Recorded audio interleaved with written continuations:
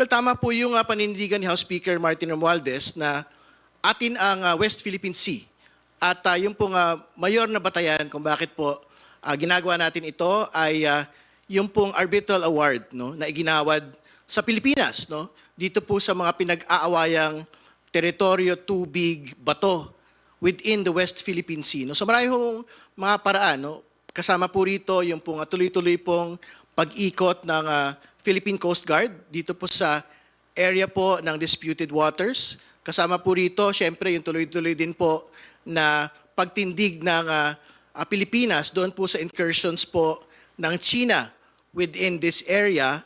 At pangatlo, at tingin ko pinakamahalaga dahil meron pong seryosong ginawa ang Beijing sa atin pong dating senador at ngayon po ay ordinaryong mamamayang Francis Tolentino. Ang ginawa na ho ng Department of Foreign Affairs ay I think pinatawag po yung Chinese ambassador at nagbigay po ng ilang mga pahayag sa usapin po na ito.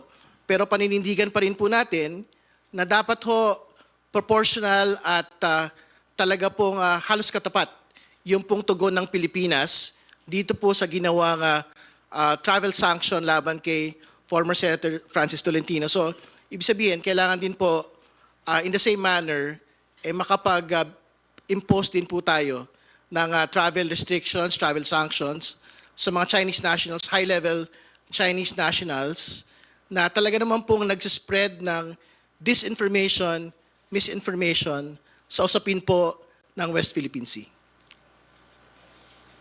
Alam po ninyo, siguro hindi ka Pilipino kung hindi ka sasang-ayon sa panawagan po ng ating House Speaker at ng mga kasama nating kongresista dito po sa Arbitral Award. In fact, ito po ay ang pagpoprotekta po sa ating soberenya ay obligasyon po, hindi lamang namin, kundi obligasyon po ito ng bawat Pilipino.